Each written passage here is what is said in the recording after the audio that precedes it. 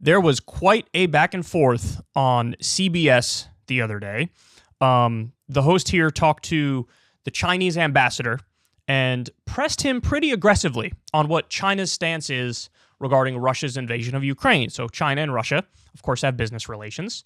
And when the U.S. started levying all these sanctions on Russia, China swooped in to some extent to save the day, to say, oh, look, you're basically kicked out of SWIFT. Well, we'll give you our access to our banking system and a number of other things as well.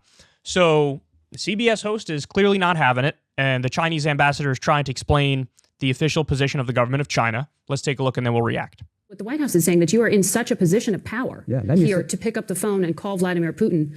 Has Xi Jinping, your president, told Vladimir Putin to stop the invasion? Do you condemn it? Actually, on the second day of Russia's military operation, President Xi Jinping did talk to President Putin.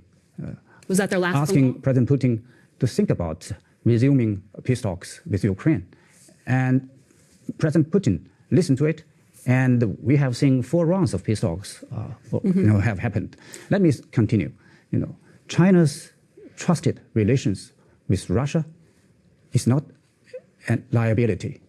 Actually, it's an asset in the international efforts to solve the crisis in a peaceful way. And China is part of the solution. It's not part of the problem. So are you saying, though, just so we're clear, are you saying Beijing will not provide financial support to Moscow to prolong this war? China has normal trade, economic, financial, energy cooperations with Russia. As I said just now. So it's not changing. You're not changing your relationship. These are the normal business between 2 sovereign countries based on international order laws, including WTO rules. And let's talk about those international laws, because 4 days ago, the International Court of Justice ordered Russia to stop its military actions. China abstained from that. The vote was 13-2. The only country that stood next to Russia was China. Well, that sounds like you are condoning and not condemning. China makes its observation and conclusion based independently, based on the merits of the matter itself. On the one hand, the United Nations Secretary General said that Russia invaded. Yeah, we oppose.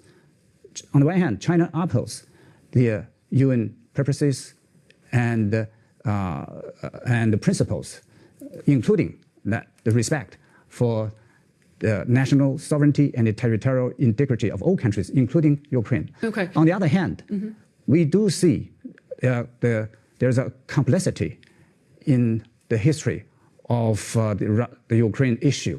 And we are in the opinion. Russia amassed more than 150,000 troops at China's border? Well, that's why we want just to be clear, have a China, good, friendly, good neighborly relations with Russia. But you would recognize it's not good, friendly, neighborly relations to put 150,000 troops on the border of a neighboring country and then to send those troops into that country. Well, in those circumstances, why can't you condemn this as an invasion? Well, don't be naive. Condemnation. It sounds naive to say that's not invasion. It doesn't solve the problem. I would be surprised if Russia will back down by condemnation. What is urgently will they back needed down if your president asks Vladimir Putin to back down? Will your president ask Vladimir Putin to back down? We have done so. They rely and we will on continue to promote peace talks and urge immediate fire. And condemnation only doesn't help. We need wisdom. We need wisdom, we need courage, and we need good diplomacy. So that was a really interesting back and forth. Let's break this down. China is in an interesting position in this conflict because, on the one hand, Russia is their ally. They do have business ties with Russia. So they have an interest in making sure their relations with Russia are normalized. Economically, it's something that they benefit from. So they want to maintain, a good relationship and a line of communication open with Russia. But then on the other hand, if China doesn't condemn enough, and if China is not clear about them opposing the invasion of Ukraine, well, then they also sort of lose the international community. And of course, they have they have goals that are very expansive. I mean, this is what the Belt and Road Initiative effectively is. They're forming deep economic ties with all these different countries. And the idea is if we give you some sort of material benefit through building infrastructure, for example, then, we get some natural resources support and help, but really extraction of natural resources from sovereign nations that further solidifies their position as a global superpower. So they have a hard line to walk here because they need to condemn or they lose the international community. But they also can't condemn too hard because they don't want to piss off Russia, their ally, of which they have deep business ties to. Because if Russia snuggles up to China, which they're already doing, then China grows its power and influence massively. So, and you could see they're struggling with how to walk that line. So let's go through some of what was said there. Has she told Russia to stop? That was one of the questions from the CBS host. And the ambassador says, yeah, he asked Putin to resume peace talks in Ukraine, and there's been 4 rounds of peace talks. Then he makes the argument, the ambassador does, that us being the ally of the Russians is actually an asset. It's not a detriment. So in other words, if anybody's going to get some sort of resolution to this that is sane and reasonable, it's going to come from basically a friend of Russia, and it's not going to come from, finger wagging and endless condemnation. Which, by the way, there might be an element of truth in that, but it's also very convenient given the position that China finds themselves in. Then they ask, are you saying China won't provide a financial lifeline to Russia? And the fact of the matter is, they already have. Like, there is no, hey, maybe are you going to help them? They're already helping them. They've already reached out, provided them a lifeline. And by the way, if China didn't do that, we honestly would maybe be in a much worse situation, because if you cut off the entire Russian economy from the global economy, you make it implode, you make it collapse. Well, if there isn't a lifeline there, Lord only knows what Vladimir Putin would do, because he's erratic and he's got thousands and thousands of nukes. So on the one hand, again, it's very convenient for China to take that line. But then on the other hand, there is like a tiny grain of truth in it, which is like, it's endless condemnation is not going to be the thing that brings this to any sort of resolution. Then the ambassador says China supports the territorial integrity of Ukraine, but he goes on to say, but there is complicity on this issue. So I think what he was getting at there, he didn't have the chance to finish the thought before he got cut off, but I think what he was trying to say there, he was trying to bring up NATO and the U.S. Basically like, look, we condemn this, but you guys maybe shouldn't have expanded NATO up to their border because you are sort of provoking that sort of a reaction. Now, again, there's an element of truth in that, but it certainly is not the whole truth. Previously I would have told you guys, yeah, this is all about NATO, but the more I've looked into it, the more I've read about it, and the more I've heard from Putin himself, it's obvious it's not just about NATO.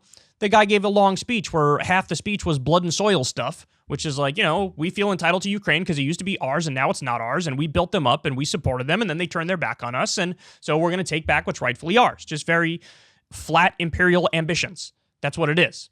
And on top of that, we all know that Crimea, they found a tremendous amount of natural gas off the coast of Crimea in 2012. Then, would you look at that? Vladimir Putin took it in 2014. Now we know there's also gas in the eastern portion of Ukraine and the western portion of Ukraine. And would you look at that? Russia invaded all of Ukraine.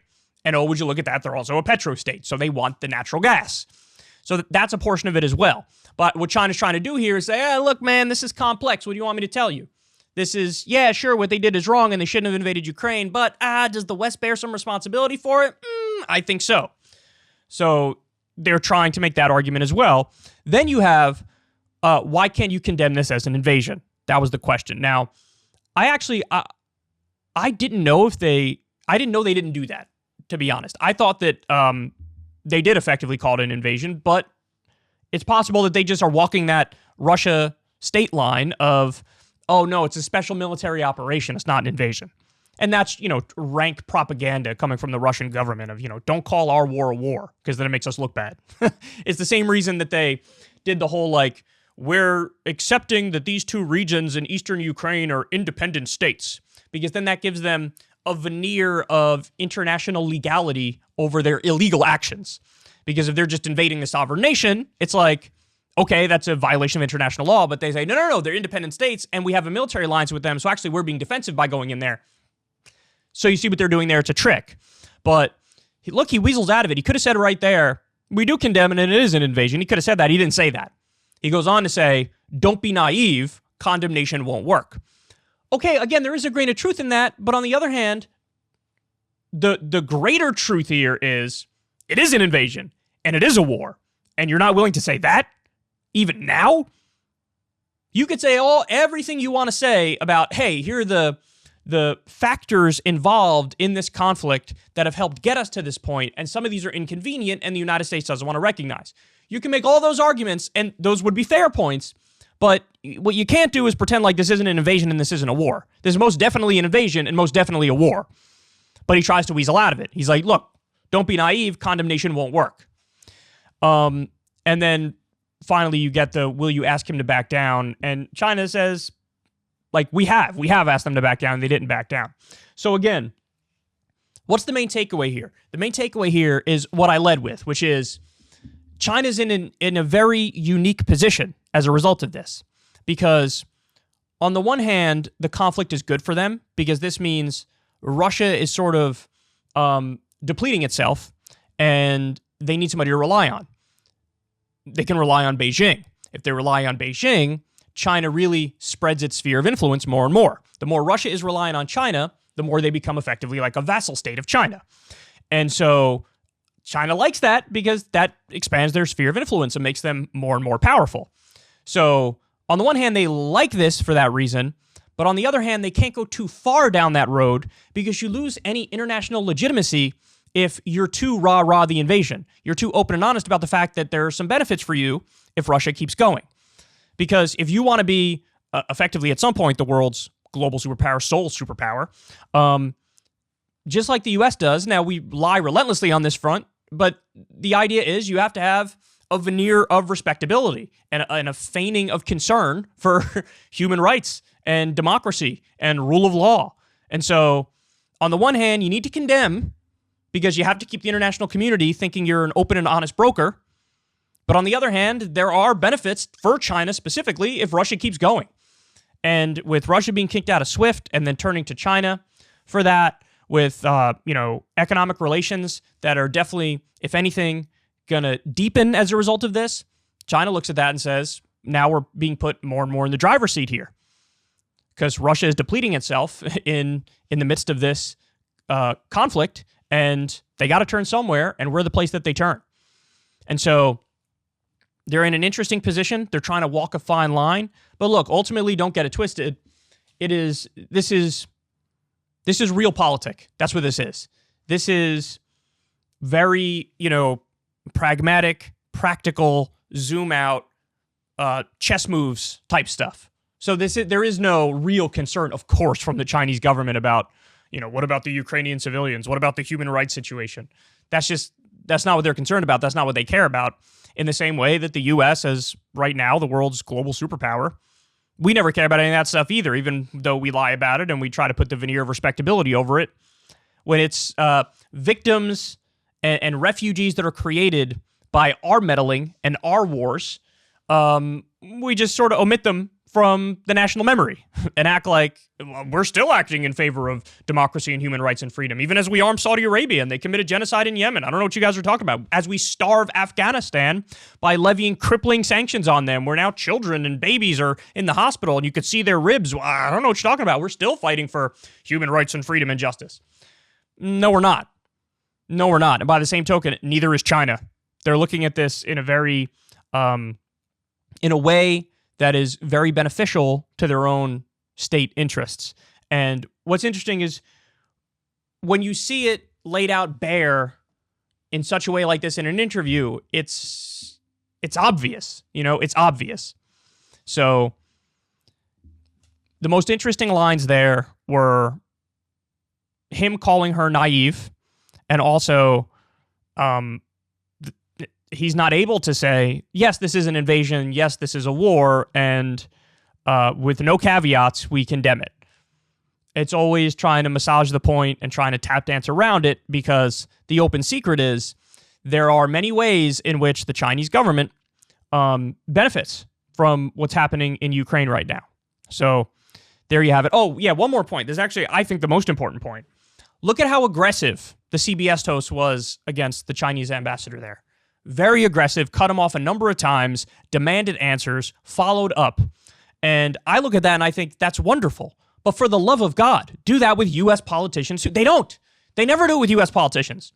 If you have somebody on from like the State Department, or you have somebody from the Biden administration, or you have some U.S. politician, or you have some billionaire or whatever, they play footsie with them. They play patty cakes with them, you know, and they take what they say at face value. I mean, think about the way mainstream media in this country takes information given to them by the intelligence agencies, how they report that versus how they respond to the Chinese ambassador giving the Chinese state line. The Chinese state line, they have like a default skepticism over it. But it's never works like that with the U.S. government. They just accept everything at face value. And what this shows you is it's not like they don't have the ability to be good at their job. They do. They just don't do it when it's the U.S., when it's holding our politicians accountable. And it's a real goddamn shame, man. I would be the biggest media, corporate media or mainstream media simp if every interview was this aggressive and you demanded answers in this kind of a fashion. But they never do that. They only do that with the official baddie states. So they're doing it with China. And again, it shows you they have the capability. They just don't do it when it comes to the U.S. And that's pathetic. So anyway, there you have it. Fascinating interview. And you get a little look inside the strategy of the Chinese government in terms of how to deal with this, the face they want to show to the world, and what their internal perspective really is. If you want to see me and Crystal Ball interview legends like Noam Chomsky, Cornel West, and more, subscribe to Crystal, Kyle, and Friends on Substack. $5 a month gets you the video version a day early. Remember, we take 0 ad dollars for this podcast. Or you can sign up on Substack for free and get the audio version a day later. Link in the video description box below.